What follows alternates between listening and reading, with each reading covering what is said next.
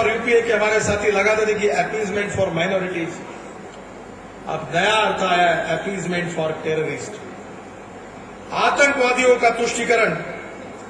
और मुझे ऐसा लगता है कि ऐसे स्थिति में एक तरफ नक्सलवादी है, एक तरफ आतंकवादी है, और ऐसे स्थिति में पाकिस्तान से चर्चा करने की बात हमारी सरकार कर रही है। जिस पाकिस्तान सरकार की बात उनकी जनता नहीं मानती, कोई नहीं सुनती, और जिस सरकार ने अभी तक आतंकवाद के लिए कड़ी कार्रवाई नहीं की है, जिनके भूमि का लगातार उपयोग आतंकवादी कर रहे हैं, जिनके इंटेंशंस के बारे में संदेह है, उस पाकिस्तान के साथ बातचीत करने का कारण क्या है? और जब तक ये प्रॉक्सी वॉर आतंकवादियों को हाथों में लेकर जो शुरू की है पाकिस्तान में, ये जब तक बंद नहीं होती और जब तक ये क्रॉस बॉर्डर टेररिज्म नहीं रुकता, तब तक पाकिस्तान से बात करना ये गलत होगा। ये भारतीय जनता पार्टी की भूमिका है और सरकार के सामने हमने समय समय पर रखी है। देखिए कितना दुर्भाग्य है, हिंदुस्तान की घटना में लिखा है कि धर्म के आधार पर, मजहब के आधार पर कोई आरक्षण मिल नहीं सकता। आंध्र प्रदेश की कांग्रेस सरकार ने मजहब के आधार पर आरक्षण निश्चित किया, आंध्र के हाईकोर्ट ने उसको नकारा। ये बड़ा दुर्भाग्यपूर्ण है कि वेस्ट बंगाल की सरकार वोट बैंक पॉलिटिक्स के लिए, जो खुद को प्रोग्रेसिव समझते हैं, जो खुद को सेकुलर होने का दावा करते हैं, जिसको आंध्र प्रदेश हाईकोर्ट का निर्णय मालूम है, जिनको एक पता है कि कॉन्स्टिट्यूशन के आधार पर यह विषय टिकने वाला नहीं है, केवल वोट बैंक पॉलिटिक्स के लिए आज धर्म के आधार पर आरक्षण की बात, पश्चिम बंगाल की सरकार ने 10% आरक्षण मुसलमानों को देने की बात कही है। ये मुस्लिम और अल्पसंख्यक समुदाय के साथ विश्वासघात और बेईमानी है। हम चाहते हैं कि पिछले 62 साल में मुस्लिम समाज का विकास नहीं हुआ। कांग्रेस पार्टी ने मुसलमानों को क्या दिया है? चाय की टपरी, पान ठेला, कबाड़ी का दुकान, ट्रक ड्राइवर, क्लीनर, इसके सिवा कोई नहीं दिया। मैं पालक मंत्री था, मुंडे जी हमारे उप मुख्यमंत्री थे, तो मैंने मुस्लिम लड़कियों के लिए इंजीनियरिंग कॉलेज दिया।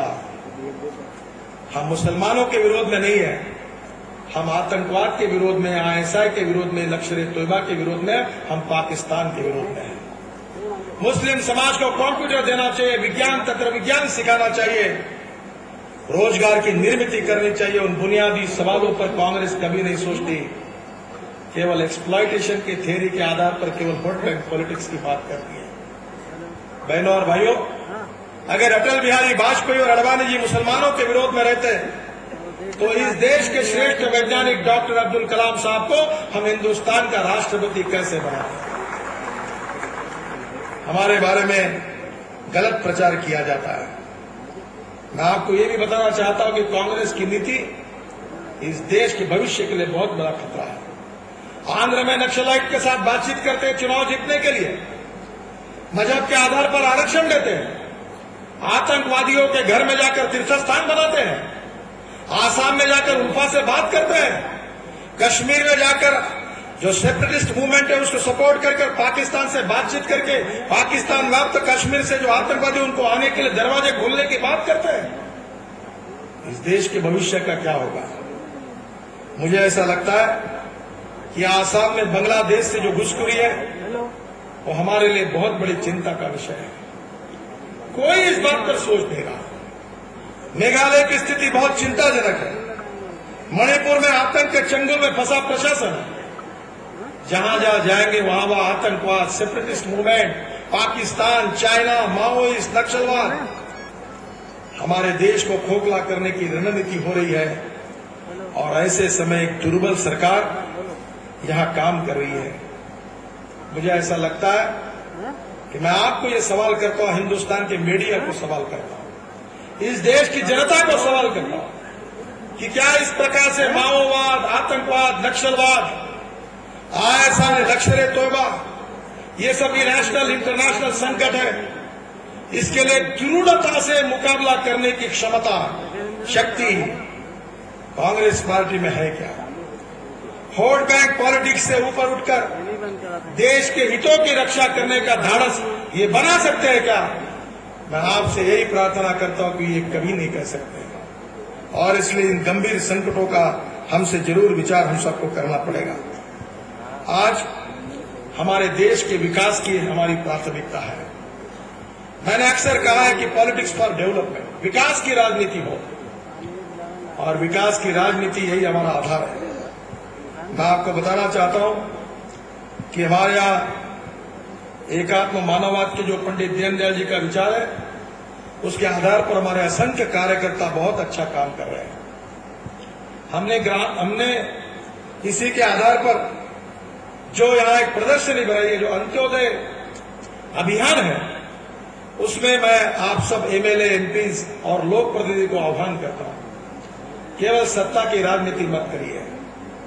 हम राजकारण को समाज कारण, राष्ट्र कारण और विकास कारण में परिवर्तित करें। केवल सत्ता की घिनौनी राजनीति हमारी प्रेरणा नहीं हो सकती, और अगर हम सत्ता में आने के बाद अगर परिवर्तन नहीं कर सकेंगे, जनता को सही में अच्छा शासन नहीं दे सकेंगे, तो यही कहना होगा, न उनके जाने में फायदा है, न हमारे आने में कोई फायदा है।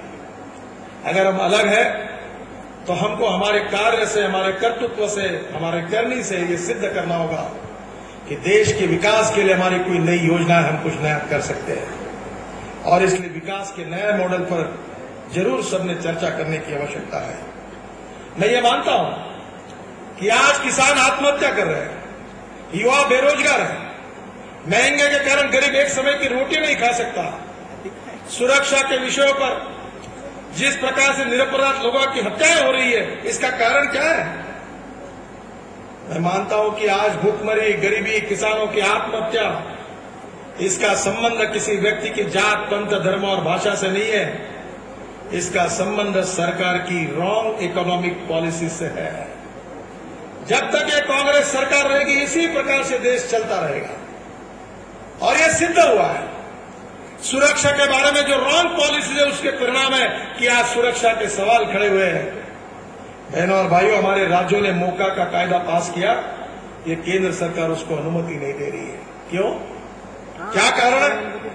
क्या इस देश के सुरक्षा के विषय वोट बैंक पॉलिटिक्स से जोड़े जाएंगे? क्या देश के खतरों के साथ, सुरक्षा के साथ राजनीति जोड़ी जाएगी?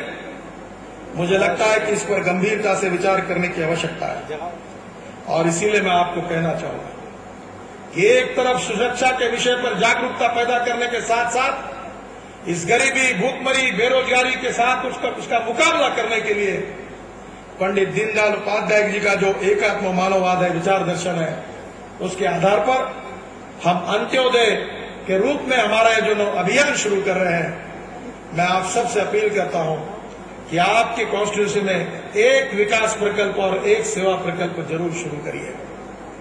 कितने बड़े बड़े हॉस्पिटल्स हमारे कार्यकर्ताओं ने निर्माण किए हैं, कितना अच्छा विकास कार्य किया, वनवासी बंधुओं में अच्छा काम शुरू कर रहे हैं, एकल विद्यालय है, हैंडलूम, हैंडीक्राफ्ट में हम काम कर रहे हैं, इतने अच्छे कार्यकर्ता काम कर रहे हैं।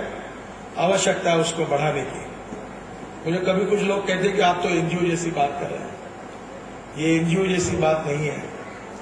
अगर गरीबों की सेवा करेंगे, हमारे कार्य से समाज के गरीब लोगों का फायदा होगा, तो उससे पार्टी की विश्वसनीयता बढ़ेगी और आपका पब्लिक सपोर्ट बढ़ेगा, आपकी ताकत बढ़ेगी, आपकी वोट बैंक बढ़ेगी। ये भी बात आप जरूर याद रखिए।